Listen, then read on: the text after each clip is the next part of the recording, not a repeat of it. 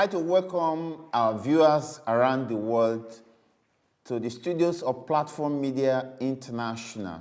Tonight, we present Political Arena. And tonight, we're going to look at President Muhammadu Buhari of Nigeria, policies that was brought to bear when he took over office in May 2015. And 8 months after, we are going to examine what those policies are, whether they are giving us the necessary results, and Nigerians being what we are, whether the expectations that we had about this government, whether they are in place or not.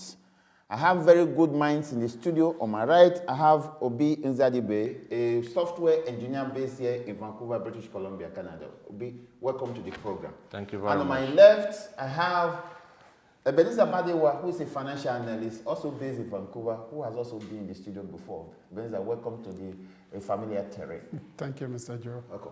Viewers, we're looking at President Muhammadu Buhari scorecard, so to say, after about 8 months in power.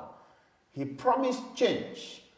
And the background to that change was because after so many years being ruled by rudderless leaders, Buhari felt it was time for Nigerians to have a different course.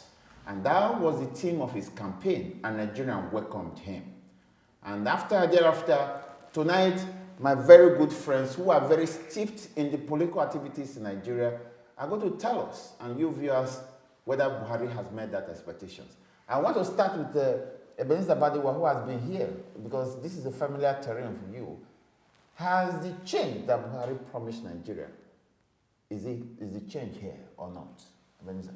Yeah, thank you, Mr. Zode. I would like to say the change is here because Nigeria, what we need to do is to be patient. This is not just change of leader. This is change of policy from PDP rule of 16 years to APC. Each of these political parties have different manifesto that they presented during their campaign. And now that a new political party has taken the reign of government in Nigeria, they need to implement their policies, from their manifesto. So it's going to be different from what Nigerians are used to. And at the same time, we don't expect Buhari to start building on a shaky foundation. So he's studying the terrain and he's doing the right thing. Nigerians need to be patient. At least we've seen a dividend, if it is dividend you want to say. The president said a few weeks ago that his government, within 3 months, they were able to realize 2.something trillion from the leakages that are there in Nigeria. I mean, I don't think there is anything we Okay, let me cut you right there, Mr. Badewa, and let me take it to Mr. Obi. Obi, he talked about patience. After about 8 months, yeah, I think Nigerians have a lot of patience. Now, the patience is being stretched. Why? Because we thought this change would be immediate. And he talked about President Buhari saying that he has saved about 2.3 trillion naira from the leakages.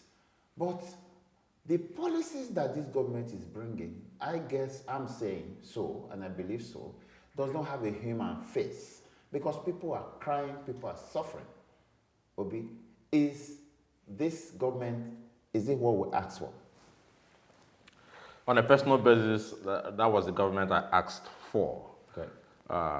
Changes that are meaningful take time to implement. I can talk about 3 major changes that the government had made.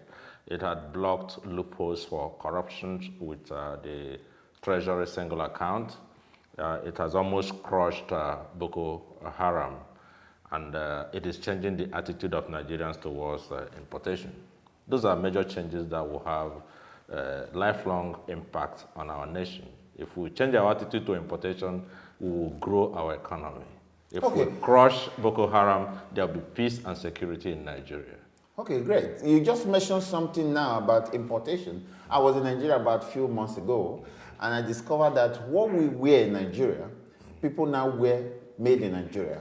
It used to be, it doesn't use, it was not like that before, because we take pride in wearing things that is made in USA or made in England or made in China. But what I saw, I think I made that comment on my personal page, that Nigerians are beginning to wear made in Nigeria. But what I'm trying to say, Mr. B, if you get my question clearly, is that now Nigerians are beginning to groan, because I think the government is holding too fast or holding firmly to the economic growth. Businesses are being strangled. What do you have to say to that? Is that part of the weight you are talking about? No. The weight we are talking about is the need for businesses to realize the new climate we are operating in. Businesses that were dependent on importation would need to change to source their products from Nigeria. Someone who is wearing a Nigerian-made clothes is indirectly putting money in the pocket of a tailor. He is indirectly putting money in the pocket of people who made the clothes. And so we are using our money to support our own economy. It's a different climate. This kind of change will take some pain before it is realized, but it is going to be a long-term good effect for the good of everyone in Nigeria. Oh, okay. I guess my guest in the studio tried to agree that the pain is temporary and that it's worth the wait. Yes. Now, Mr. Badewa, now the other question I want to ask is that we read in the pages of newspaper and on television, we also heard that a lot of people have been arrested, a lot of money has been retrieved from them, but why are we not getting convictions of these people that have made the country dry?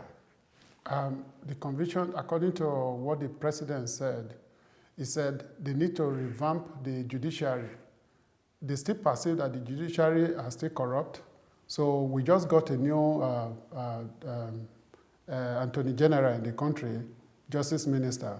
So these people, they have to look at the judiciary, see where they need to organize before they start sending these people to court to prosecute them. So these are part of the weight that we need. Some of them are being arrested. The first thing that they retrieve the money from them to put into the country treasury, that's a good step. But Buhari promised that many names will be mentioned, but until they are ready to prosecute them to court before they will start publishing the names. So this all still boiled down to wait for restructuring before we see them being prosecuted. Okay, he talked about prosecution. I also talk about not getting the necessary conviction, or people are not being convicted for their crimes. He is saying that it takes a lot of time. But one question I want to ask you will be, you know, we live in a Western world. Fundamental human rights must be respected. Whereby you have somebody like Dansuki, who has been accused of massive fraud in the Ministry of Defense and all that. We also know that. But what I'm asking, is it right for that kind of person to be kept in prison against the ruling of the court? And I guess he said just now that it takes a lot of time to make all this conviction. But I guess it is, for me personally, I feel it's wrong to keep somebody in detention for so long without being tried.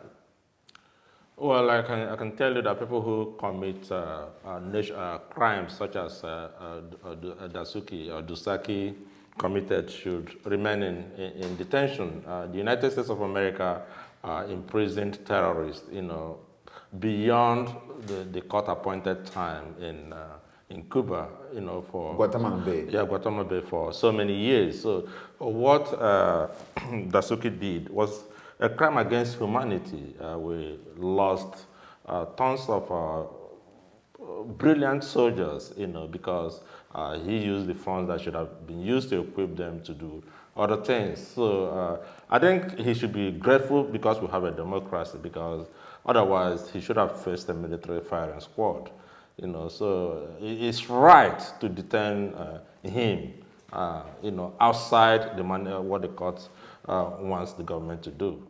Okay.